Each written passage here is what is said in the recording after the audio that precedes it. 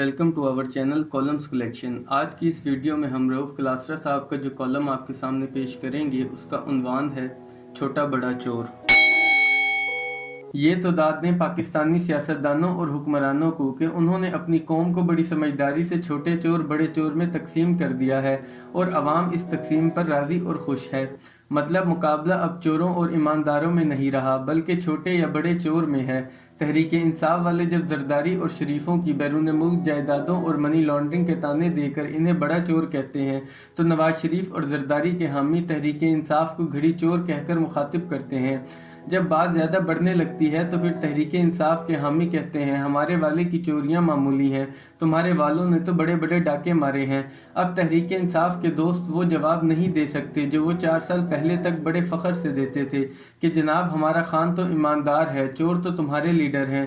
यूं इन 4 सालों में खान खुद को बड़ी मेहनत से उस फहरिस्त में शामिल करा चुके हैं कि अब उनकी ईमानदारी की कसम खाना उनके हामियों के लिए मुश्किल हो चुका।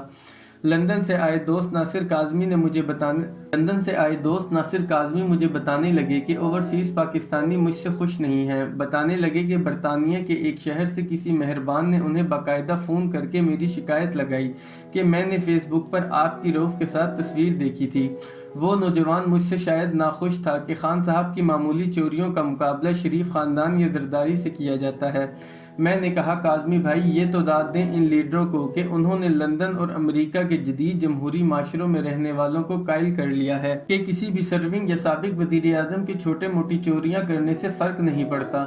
मैंने कहा इस साल में जुलाई अगस्त में अमेरिका गया तो ओवरसीज़ दोस्तों के पास इमरान खान दौर में होने वाली करप्शन की बात होती थी तो वो फ़ौरन कहते हैं छोड़े जी ये छोटी मोटी चोरी है, मतलब हमारा लीडर छोटा चोर है, इसे छोड़ें बड़े चोरों की बात करें।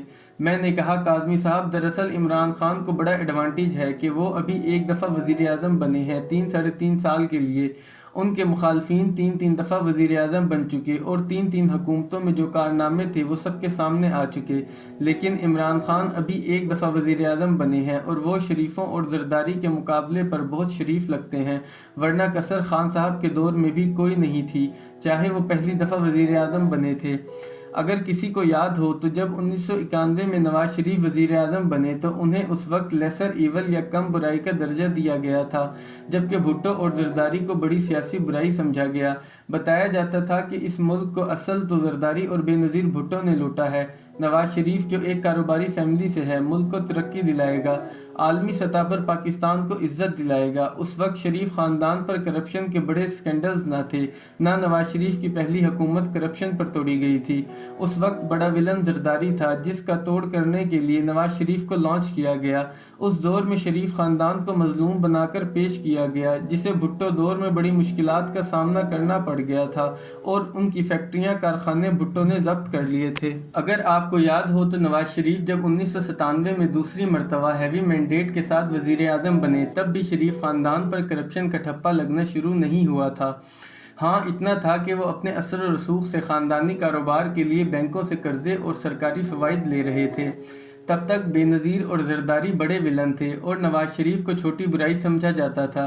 नवाज शरीफ ने अपने ख़ानदान पर बैंक कर्जे माफ़ कराने के इल्ज़ामात से बचने के लिए वज़ीर आज़म बनने के फ़ौरन बाद कर्ज उतारो मुल्क संवारो के नाम से तहरीक शुरू कर दी और अपनी इत्तफाक फाउंड्री जो बैंकों से 4 अरब रुपए कर्ज लेने के काम आई थी उसको भी बैंकों के हवाले करने का ऐलान कर दिया ताकि लोन सेटल हो। यूं इन ऐलानात से नवाज शरीफ पूरी कौम के हीरो बन गए।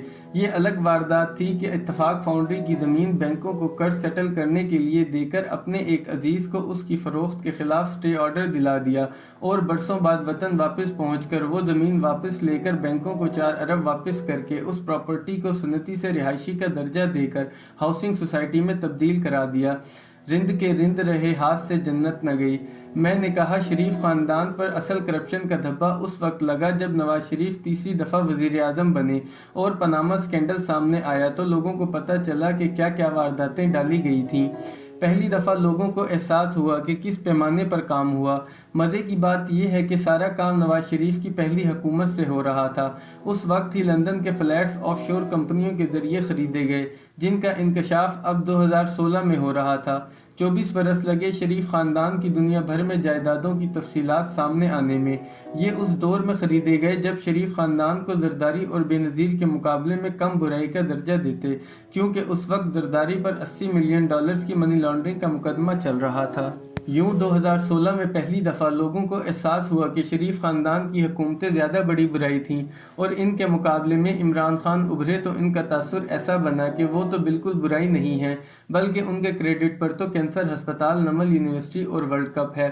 یوں عمران خان کو اس طرح سامنے لایا گیا کہ وہ شریف خاندان کی کرپشن کا خاتمہ کریں گے اور انہیں سزائیں دلائیں گے، جیسے 1990 کی دہائی میں نواز شریف کو زرداری اور بے نظیر بھٹو کے مقابلے میں وفادار لیڈر کے طور پر لانچ کیا گیا تھا۔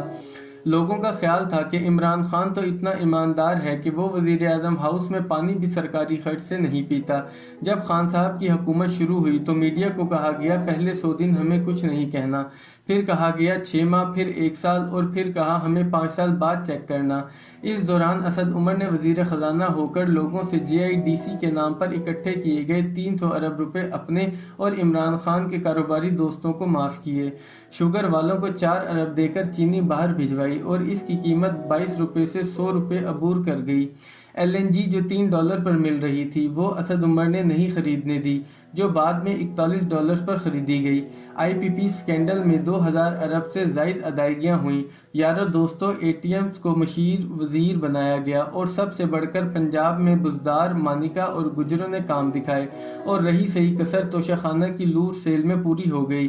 وہ خان جو 4 سال پہلے اس نعرے کے ساتھ آیا تھا کہ اس جیسا کوئی ایماندار نہیں، اب اس کے حامی مجبوراً ماننے پر تیار ہیں کہ وہ شریفوں کے مقابلے میں چھوٹی برائی ہے۔ وہ بالکل ٹھیک کہتے ہیں۔ کبھی ایسے ہی نواز شریف پہلی دفعہ وزیر اعظم بننے پر زرداری اور بے نظیر سے کم برائی تھا۔ خان صاحب کو 3 دفعہ وزیر اعظم بننے دیں، وہ دن بھی آئے گا جب لوگ کہیں گے خان بڑی برائی ہے، لیکن دیکھو اس کا نیا سیاسی مخالف کم برائی ہے۔